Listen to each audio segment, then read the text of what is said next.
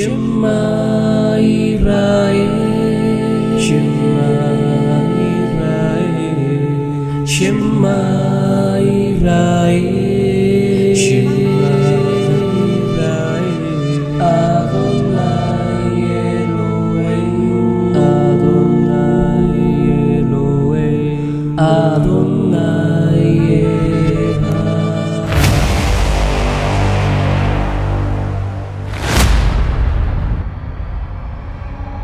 Bueno, mis amados, como ustedes pueden ver, hoy, ¿cómo se llama el tema?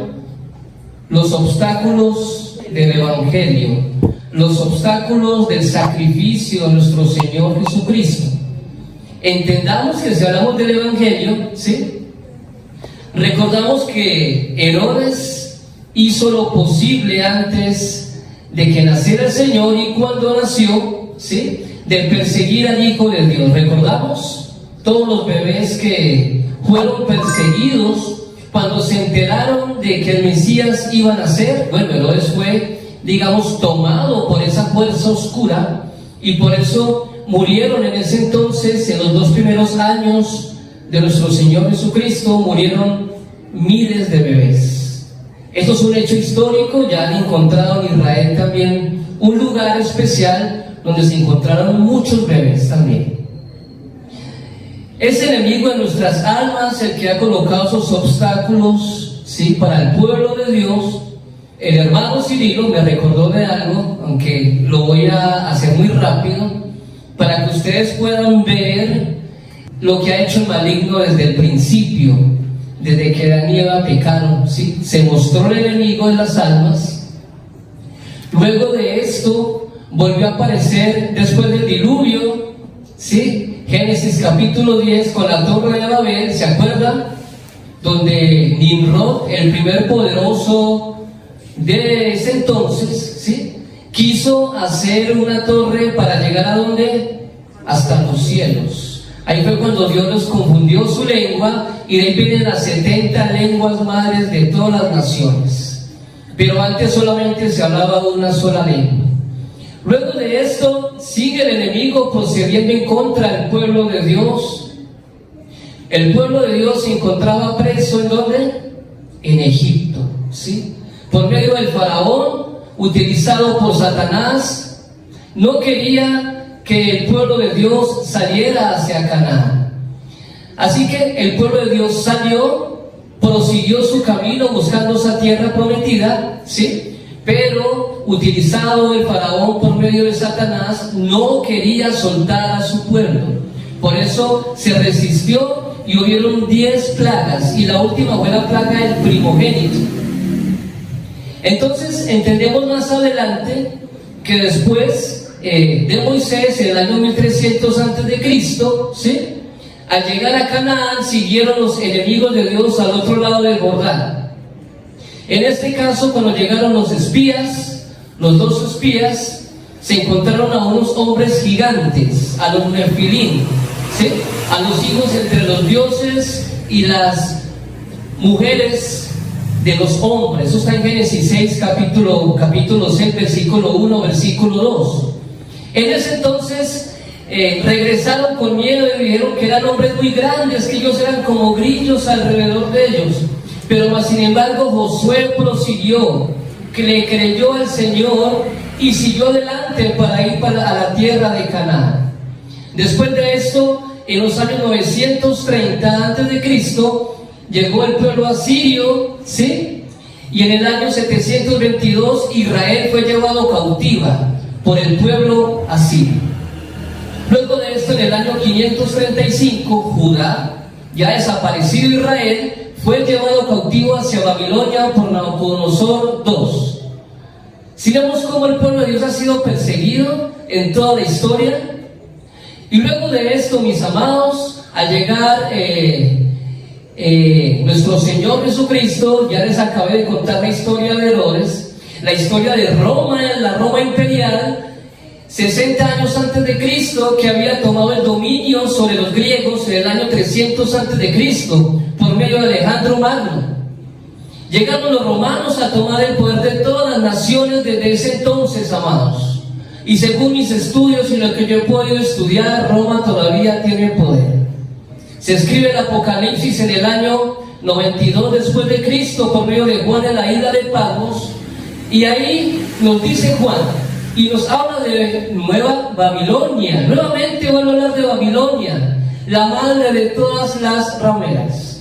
¿No se supone que Babilonia había caído 400 años o 500 años antes de Cristo por medio de los medo-persas? ¿Qué sucedió? ¿Por qué Juan, el apóstol Juan, el último de todos, vuelve a hablar de Babilonia? Increíble, ¿cierto? O sea que miramos que Babilonia no es algo físico, Babilonia es algo espiritual, lo que está por detrás de los reyes, ese reino espiritual que gobierna mentes, corazones humanos, ese reino que hoy en día se le llama el nuevo orden mundial. ¿Entendemos? Desde el año 91, ahorita 1991, el padre de los Bush, George Bush, dijo por primera vez en la ONU que ellos estaban corriendo hacia un nuevo orden mundial y que iban a avanzar a pasos agigantados como presidentes reuniéndose ante la ONU, y que todas las organizaciones mundiales iban a ser recogidas para un solo gobierno a nivel mundial, una sola nación, una sola moneda, una sola religión. ¿Usted sabía eso? Eso es lo que Satanás ha querido tener desde un principio, el tener el dominio a nivel mundial. Si hoy en día, mis amados, eso ya lo estamos viendo a pasos agigantados por medio de la ONU y del Vaticano, ¿sí? Sabemos que el Vaticano sigue siendo un lugar donde se sienta, según Apocalipsis 17 y 18, donde se siente y se va a sentar el falso profeta. ¿Quién más? Otros dos personajes que van a dar, posiblemente van a aparecer a futuro. O sea que la iglesia posiblemente va a ser, ¿qué? Nuevamente, ¿qué? Perseguida. La ONU está dando pasos agigantados y su ideología de género la está llevando desde las escuelas y se está moviendo de una forma letal, hermanos.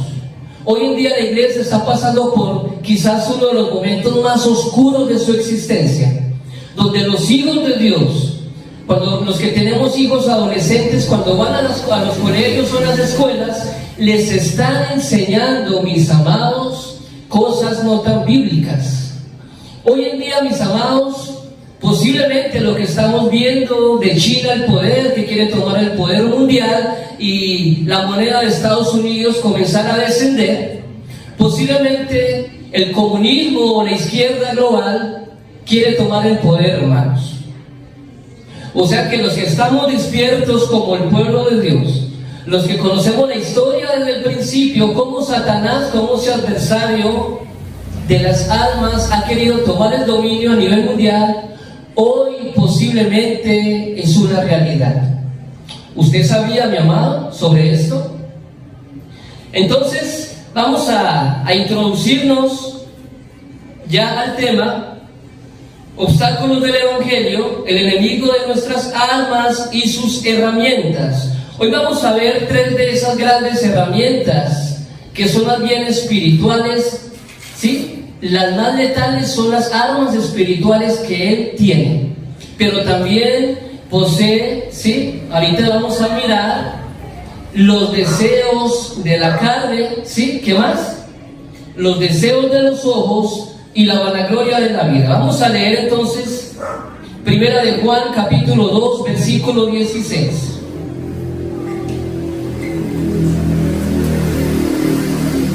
Primera de Juan, capítulo 2, vamos desde el versículo 15, capítulo 2, dice la palabra de Dios: no améis al mundo, ni las cosas que están en el mundo. Si alguno ama al mundo, el amor del Padre no está ¿quién? En él. No améis al mundo, ni las cosas que están en el mundo. Sabemos, mis amados, que estamos en el mundo. Eso lo dijo nuestro Señor Jesucristo. Pero no amamos las cosas del mundo. Si alguno ama al mundo, el amor del Padre no está en él. O sea, mi amado, que en el amor al mundo se define si el amor de Dios, el amor del Padre está en usted. Si usted ama más al mundo y las cosas del mundo y los quehaceres del mundo, déjame decirle algo, el amor del Padre no está en usted. Dice el 16, porque todo lo que hay en el mundo, ¿qué hay en el mundo, mis amados? Tres cosas: los deseos de la carne, los deseos de los ojos, 2 y 3, la vanagloria de la vida. Estas tres cosas no provienen del Padre, sino ¿de quién? Del mundo. Y el mundo pasa, 17, y sus deseos. ¿Qué pasa? Esas tres cosas. ¿Qué va a pasar? Porque no es eterno, es una fantasía. Los deseos de la carne, los deseos de los ojos y la vanagloria de la vida es una fantasía, mi amado. Si usted hoy en día está viviendo para ejercer esa fantasía en su vida, déjame decirle que ese juego, ¿sí?, en algún momento se le va a caer. Y usted va a quedar totalmente, digamos, sumiso, sin saber qué hacer. Porque a lo que usted llamaba realidad, lo que usted llamaba mundo, va a ser algún día destruido, como va a ser destruida Babilonia, y como el mismo Apocalipsis lo relató. Babilonia va a caer, mis amados. Ya el Señor ya dictó la victoria. Babilonia va a caer. ¿Usted lo cree? El mundo pasa y los deseos, sus deseos. Pero el que hace la voluntad de Dios permanece para siempre, mi amado. Si usted quiere permanecer para siempre, si su alma, o si usted ama de verdad a su alma, mi amado, comience a desprenderse de ese mundo, de esas tres cosas. Porque si usted no hace esto en vida, ¿qué puede suceder? Usted no va a andar en la voluntad de Dios y no va a permanecer para siempre, no va a ir a la vida eterna. Puede perder su salvación, mi amado. Me parece algo muy delicado, ¿cierto que sí? El mundo o en el reino del príncipe de los aires, esto nos habla Efesios capítulo 2, de que este mundo espiritual, el que rige por detrás de las masas, detrás de los presidentes, detrás de las mentes, hay un ser, y no solamente un ser. Ese ser tiene toda una organización conjunta, la cual no la podemos ver, pero existe, ¿sí? Son espíritus, mis amados, que se han rebelado en contra de Dios desde los cielos.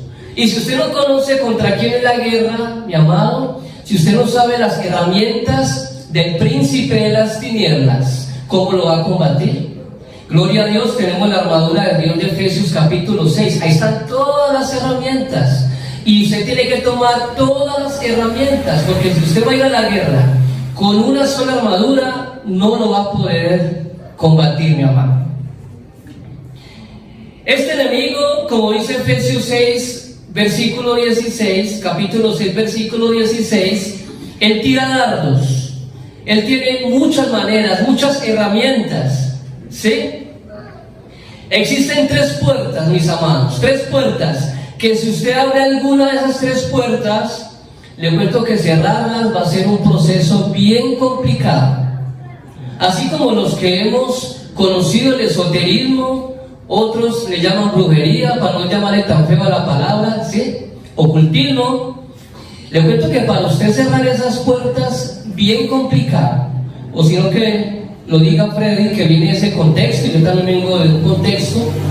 Es complicadísimo cerrar esas puertas, mis amados. Los deseos de la carne, entonces, ¿qué significarán? Vamos a ir profundamente qué significan esas tres palabras, mis amados. La palabra deseo, en el griego, vamos a ir al idioma original, significa epitsumia. Epitsumia es la palabra en griego que significa deseo, ¿sí? ¿Y qué significa esa palabra deseo según el texto original? Utilizada especialmente para todo lo prohibido. Esta palabra solamente, según aquí en el versículo, se utiliza para todo lo prohibido, ¿sí? ¿Y qué es lo prohibido? Vamos a hacer un recuento. La codicia, la concupiscencia, el deseo, la pasión incontrolada de lo malo. Cuando usted no es capaz de controlar lo malo, mi amado, cuando has prohibido algo prohibido, usted ha probado algo prohibido, algo que usted no debe de probar. Yo sé que sí, porque si no lo hubieras probado antes de Cristo, quizás no te hubiera ido tan mal en ciertas cosas que tú ejerciste en tu vida. Lo malo de hacerlo es que con usted probarlo, mi amado, solamente al probarlo, como la heroína, usted prueba la heroína, mi amado, y no es como probar la marihuana. Usted prueba solamente una vez la heroína y tiene un promedio del 99% de quedarse ahí. Para usted salirse de ahí, mi amado, ¿sabe cómo se sale? Con otras drogas menores. Tiene que probar marihuana y en cierta cantidad le tienen que recetar para usted salirse de la heroína. Imagínese el problemota con solamente usted probarla aquí en la vena intravenosa. Así es el pecado, hermano. Con usted solamente abrir una puerta de estas 3 puertas, vaya pues ciérralas. Bien complicado, ¿sí?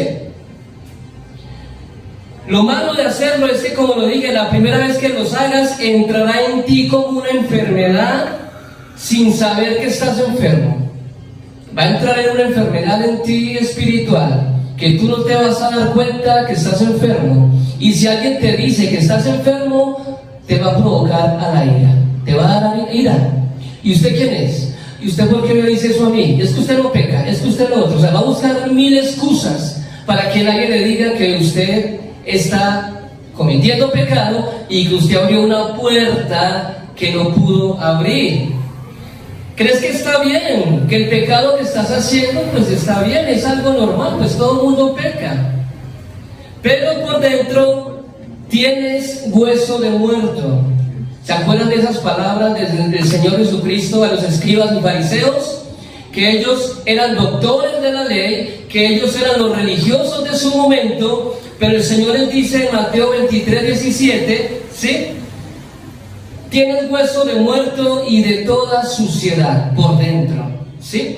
Porque ellos decían hacer algo, pero hacían lo contrario. Escribas y fariseos, lo que llaman los legalistas, o lo que hoy en día se llaman muchos religiosos. Hoy en día en casi todas las religiones hay bastantes religiosos. Ellos se vestían solamente de apariencia, ¿sí? Hoy en día, ¿será que un doctor de la ley o un judío no es versado en el conocimiento de la ley? Claro que sí. O digamos hoy en día un teólogo completamente, a un predicador, un pastor, ¿será que no puede quizás aparentar ser una persona de bien, pero por detrás llevar una vida totalmente llena de concupiscencia? ¿Cierto que sí los hay muchos? Los tales llamados apostolitis, ¿sí? Los que se les metió en la mente que son apóstoles, profetas de este tiempo, y quizás que no cumplen ni con 1% de los requisitos de ser apóstol, de los que sí eran apóstoles y profetas de los tiempos del Señor Jesucristo. Sus obras, mis amados, son producto de Satanás. Esos en su interior eran hombres movidos por sus intereses carnales. Aquí vamos a mirar los deseos de la carne. Hay intereses de la carne por debajo de una posición. Quizás conservar algo terrenal, un puesto terrenal. Ellos estaban dispuestos o estarían dispuestos, esas personas que andan en los deseos de la carne, de mentir, mentir y mentir. Y si le tocó matar, hasta allá van a llegar. Tremendo, ¿cierto? Hermano, cuídate de esto, de los deseos de la carne. La palabra carne, vamos a ir por segunda instancia en el griego, es, como dice acá, dice sari. Es la palabra carne en el griego. Lo opuesto a lo interior, lo opuesto al alma, lo opuesto al espíritu. Lo que va contra naturaleza. Aquí entra el odio, el no perdón, el ego, las iras, las contiendas, los celos, disensiones, engaños, todo el listado de Romanos, de Gálatas, de Corintios, de Apocalipsis. Todo lo que el Señor dice que su pueblo se debe cuidar de ello. El deseo de la carne, el apóstol Pablo manifestó que era una lucha diaria de él. Vamos a ir a Romanos capítulo 7, mis amados. Vamos a recordar que el apóstol Pablo en el capítulo 7 está teniendo una lucha letal contra los deseos de la carne. En el versículo 7 y 8 él habla de la codicia, ¿sí?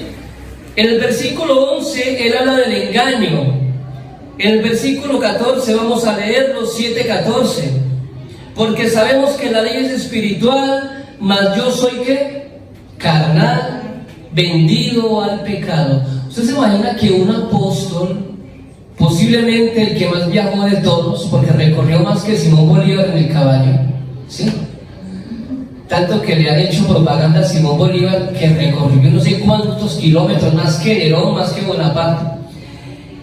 El apóstol Pablo recorrió más kilómetros que ellos.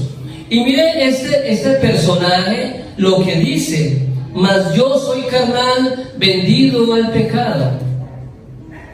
En el versículo 15 dice: porque lo que hago no lo entiendo, pues no hago lo que quiero, sino lo que aborrezco, eso hago. Aquí entran los deseos, ¿sí? Y en la carne, en el 18 decía que en él no moraba el bien, en la carne. Pero el espíritu sí quería hacer el bien, pero la carne decía otra cosa.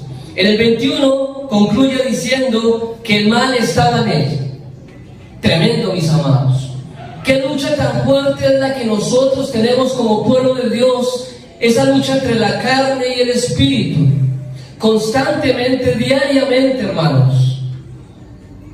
¿Será fácil, mis amados, ser pueblo de Dios? ¿Ser ese pueblo escogido? ¿Llevar ese sacerdocio santo delante de Dios? Pero quizás hasta aquí no encontramos solución para el problema del apóstol Pablo, que es el problema de toda la humanidad. ¿Cuál es la solución? Leamos el 24 y el 25. Miserable de mí, ¿quién me librará de ese cuerpo de muerte? Mis amados, ¿quién te puede librar a usted de esa lucha que tiene internamente, diariamente con su mente? Diariamente, hermanos, el día que usted se levanta, desde el momento que usted se levanta y abre los ojos, es una lucha. Y si usted no me va a decir que no, la primera lucha es contra la pereza, ¿sí? La pereza de orar, la pereza de levantarse temprano y confesar pecado, la pereza de leer la palabra, de por lo menos sacar un tiempo corto, mi amado, de leer algo de la palabra, la pereza de usted mantenerse en ese día, constantemente en las cosas espirituales. ¿Es fácil esa lucha que tenemos diariamente contra la carne? ¿Ustedes qué dicen? ¿Fácil o duro? Difícil, ¿cierto? Pero dice el apóstol Pablo en el versículo 25: gracias doy a Dios por Jesucristo, Señor nuestro.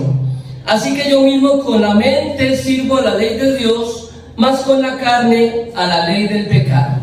Por eso, usted y yo debemos de tomar esas herramientas espirituales, porque esta guerra es espiritual.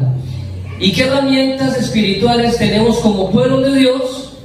En la primera columna de acá de la iglesia, que dice, ¿qué herramientas encontramos ahí?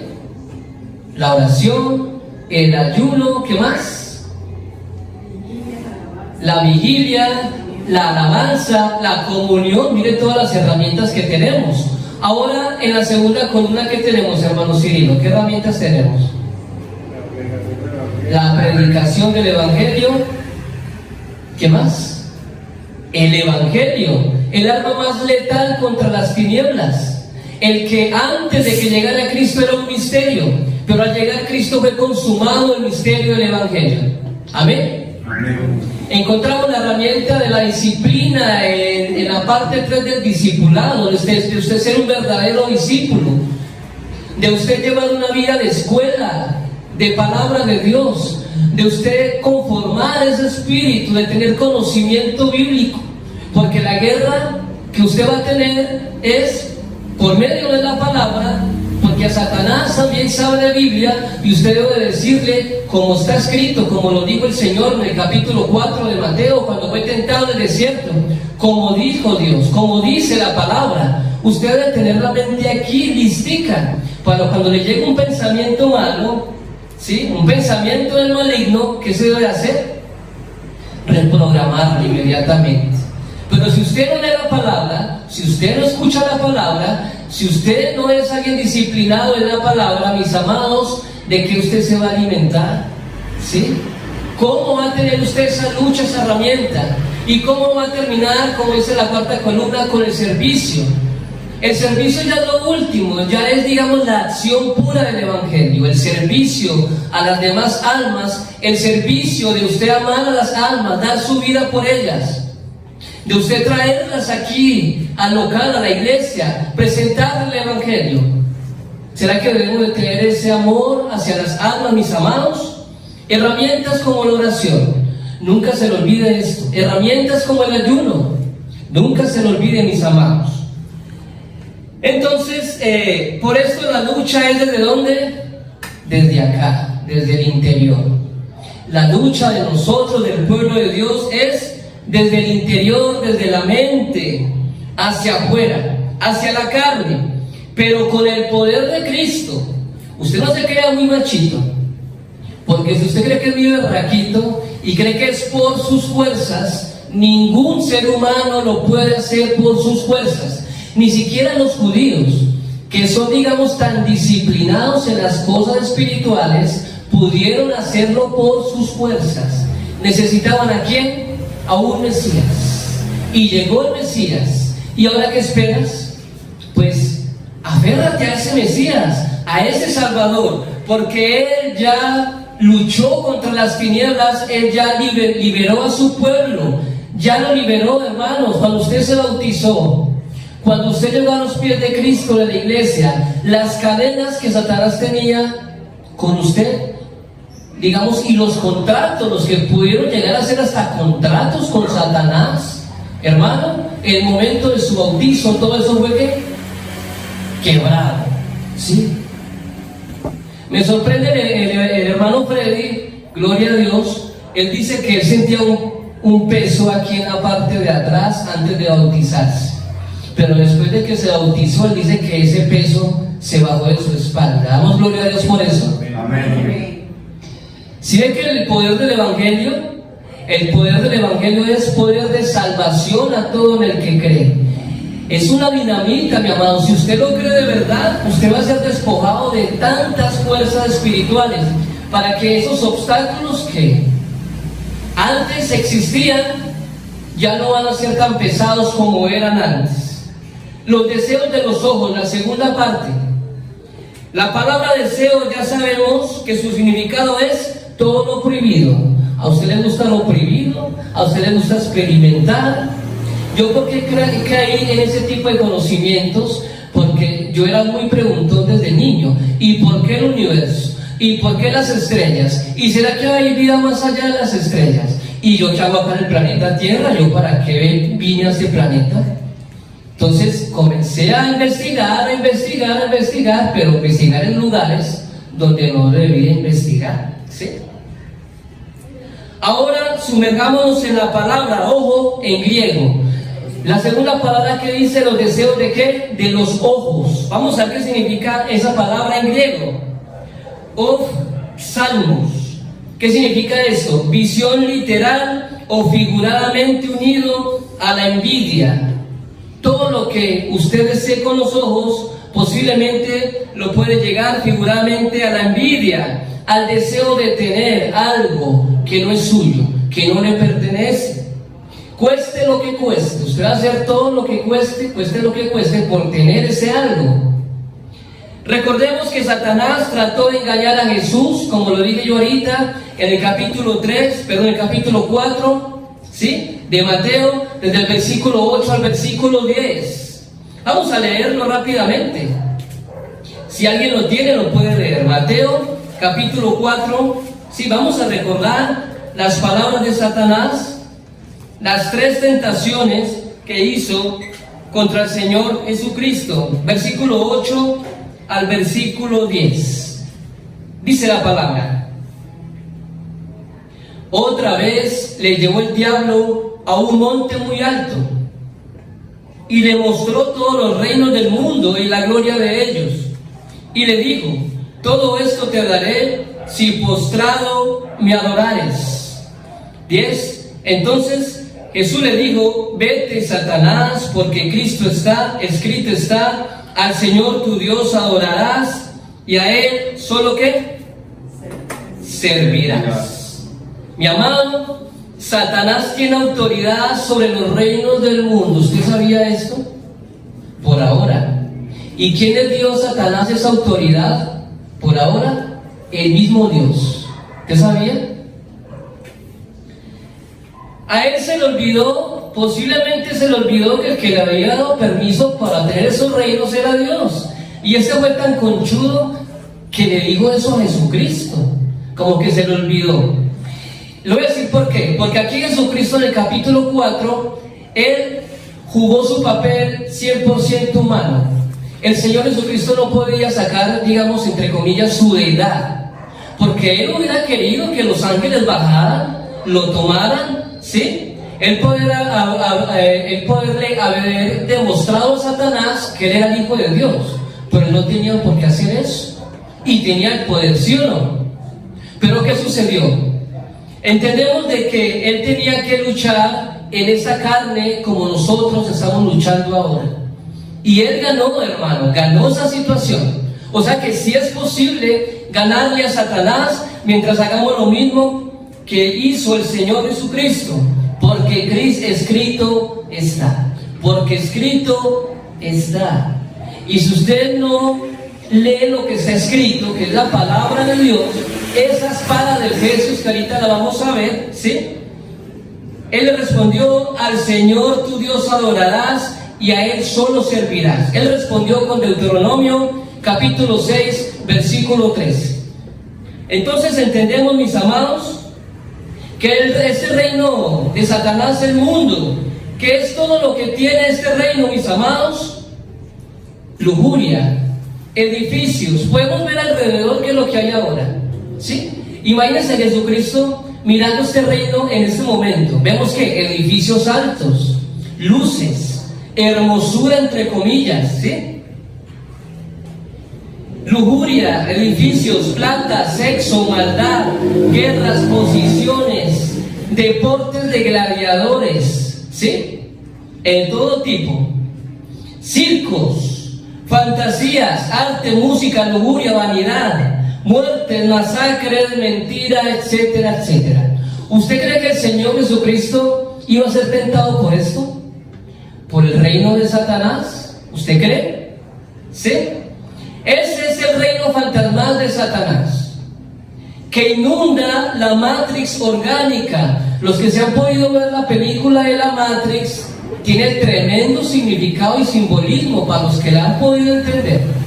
Hay un reino que está por encima de este reino, un reino cenagoso, lleno de tentáculos espirituales, y esos tentáculos están pegados a cada corazón y a cada mente de cada ser humano, y por esos tentáculos mandan información, y usted no se da cuenta de ese proceso, ¿sí? Esa es la Matrix. ¿Y qué es lo que hoy en día está conectado al ser humano? Pues las huestes espirituales de maldad de las regiones celestes. Usted no sabe cómo lo dominan, usted no sabe cómo pueden influenciar, como influenció a Pedro Satanás. Y el Señor estaba viendo el reino espiritual. Vete, Satanás, le dijo a Pedro. Cuando usted entienda de que esta lucha no es contra carne ni sangre, sino contra esas huestes espirituales de maldad, usted va a arrodillarse, a pedirle perdón a Dios todos los días y a pedirle a Dios que esté con usted, porque con sus fuerzas, mis amados, no va a poder estar en esta guerra. Con este mundo y su engaño, Satanás quiso toda adoración. ¿Qué fue lo que pidió Satanás? Adoración. ¿Y qué es lo que hoy en día ha estado buscando desde el principio hasta el día de hoy, desde el Génesis? Adoración. Los que hemos tenido la oportunidad de que el diablo nos siente a un nivel más alto, estoy hablando que alguien hable por medio de una persona que ha sido un espiritista, que recibe espíritus, y que el diablo, a mí en lo particular me tocó, un luciferista, habló el diablo por medio de él y dijo: tú eres un ser muy grande, aquí en este lado te quiero, y pídeme lo que quieras, te lo doy. Y entonces yo sabía lo que estaba por detrás de esa persona, porque había acabado de hacer un sacrilegio. En esa casa estaba, tenía sus velas, su situación, allá tenía, digamos, el altar del Baphomet en la parte de atrás. Y yo, ¿qué le dije? Mi alma es de Cristo. Antes usted, si sigue metido, inundado de esas situaciones, su alma va a ser llevada al infierno. Le dije yo: salga de eso, corra, porque Satanás en este momento está hablando por medio de usted. Mis amados, esto no es un juego. La lucha que tenemos aquí en la tierra no es un juego. El diablo no juega a ser diablo. Y si usted está jugando a ser cristiano, está en el lugar equivocado.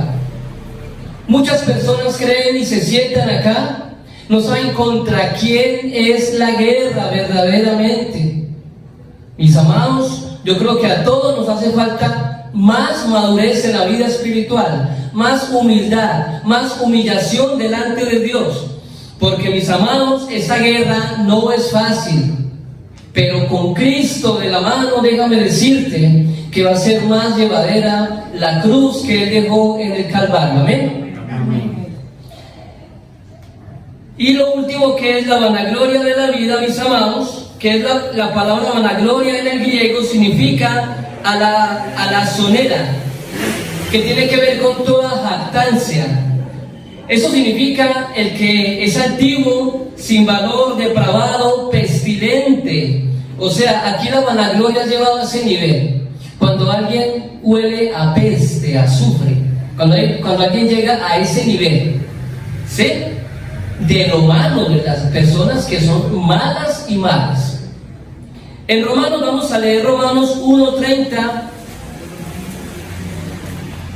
Por favor, el que quiere lo puede leer. Romanos capítulo 1, versículo 30. ¿Qué dice la palabra de Dios? Murmuradores, detractores, aborrecedores de Dios, injuriosos, soberbios, altivos, inventores de males, desobedientes a los padres. Amén. Aquí encontramos la palabra soberbios, altivos, inventores de males, desobedientes a los padres. Aquí se habla de los soberbios, los altivos, los inventores de males. Los practicantes de estas cosas no entrarán en el reino de los cielos. Hay varios listados, la Biblia nos muestra claramente, ¿sí? Y son dignos de muerte, son reos de muerte según la palabra. Imagínense que a usted le llegue la pelona, como decía Albertico, ¿se acuerda, Mano Wilmer? Que a usted le llegue la pelona y se metiera en la situación de eso. Bendito sea el Señor, ¿sí? Yo creo que usted ya comienza a sentir el calorcito que le espera. La arrogancia es pecado, mis amados, y produce complacencia y ostentación de lo que uno posee para impresionar a otras personas. ¿Usted quiere impresionar a otras personas? ¿Usted quiere esa vanagloria de la vida? Vamos a leer Santiago 4, 16. ¿Quién lo lee, por favor? Santiago 4, 16. De lo contrario, están haciendo alarde de sus propios planes y semejante jactancia es maligna. Ok. Toda jactancia semejante es mala. ¿Qué está hablando aquí del contexto? En el capítulo, de los que colocan esperanza en sus riquezas, ¿sí? El yo y yo. Yo hice esto, yo hice lo otro, ¿y dónde está Dios? ¿Cuándo es que usted le da la vanagloria? Pero a Dios, al verdadero, no a usted.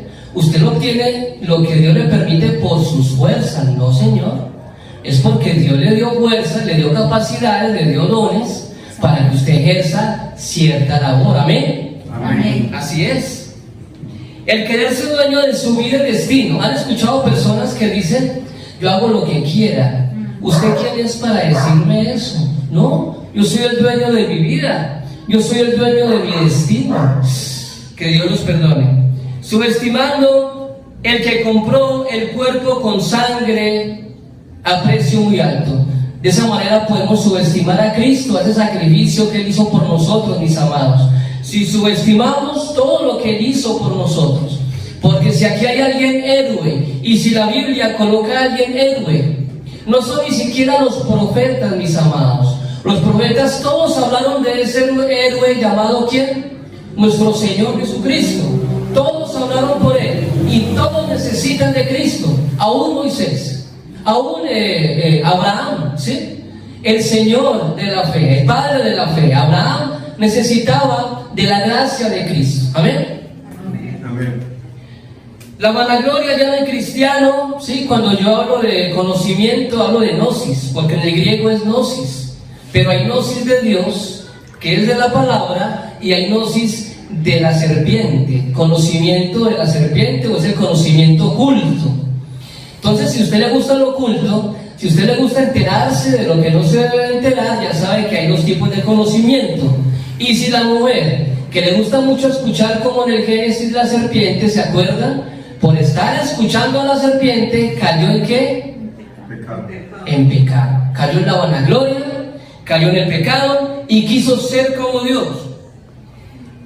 ¿Qué hace la vanagloria? Nos hace creer que somos superiores a los demás. Cosa delicada, ¿sí? La gnosis del conocimiento de las cosas bíblicas, ya les dije, y de las profundidades de la Biblia también pueden generar un alma orgullosa, como a veces pareciera que el apóstol Pablo tuviese. ¿Se acuerdan?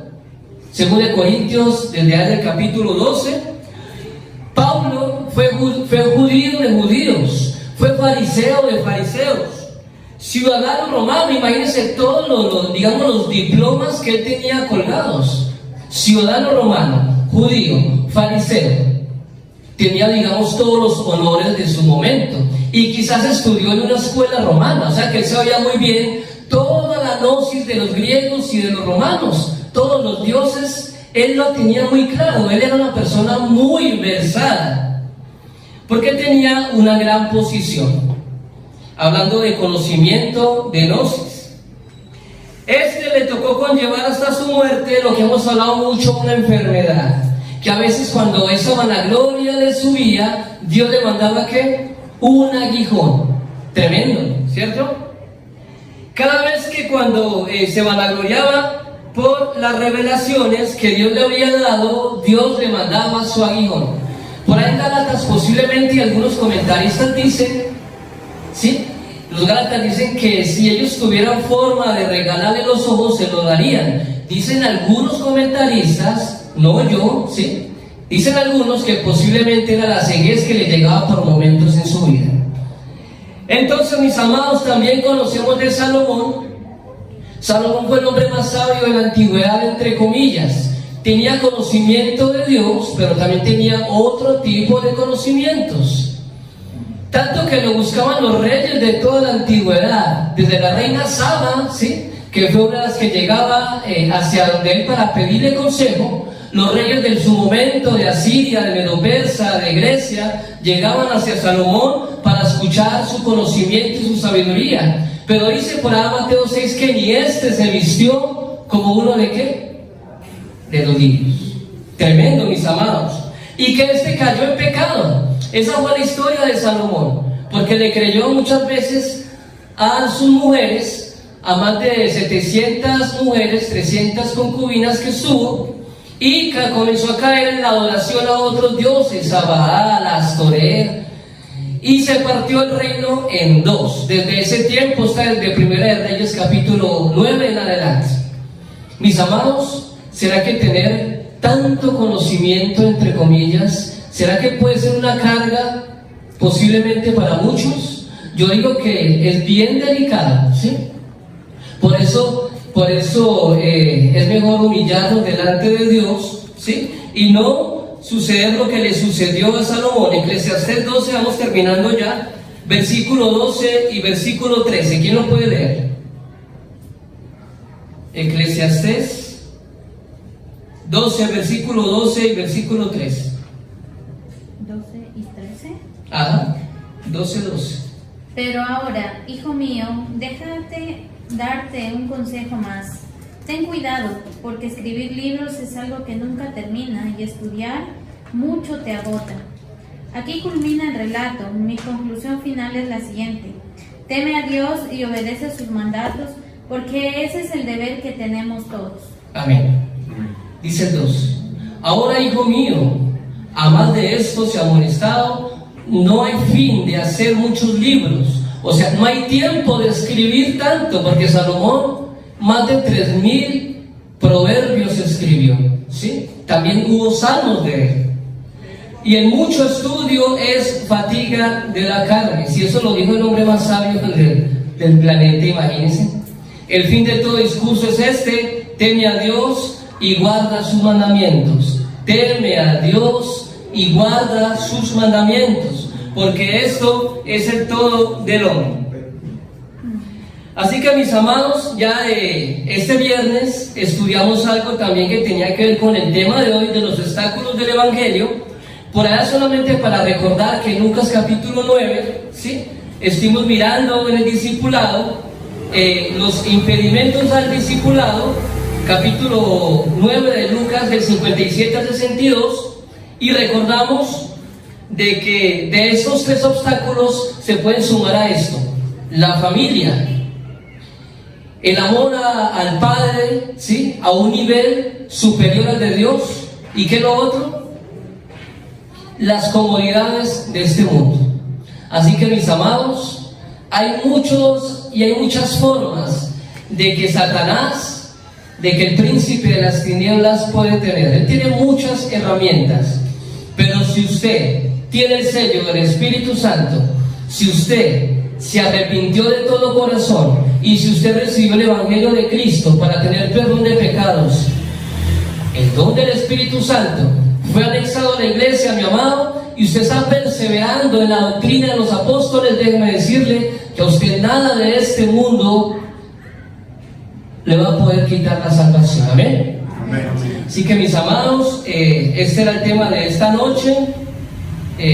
No sé si alguno tiene alguna pregunta, alguna acotación, ¿sí? Ese es un tema, digamos, profundo, porque hay que mirarlo de todos los ángulos, tanto de los ángulos que podemos ver humanamente, como gobiernos, como empezamos, ¿sí?, como hablamos de Babilonia, de Roma, del gobierno mundial, de lo visible, pero por detrás de esto hay un gobierno que invisible. Así que, mis amados, no sé si alguien quiere decir algo. ¿Nada? ¿Quedó bien? Ok. Que Dios me los bendiga y que la paz de Dios esté con ustedes en esta noche. Dios les guarde.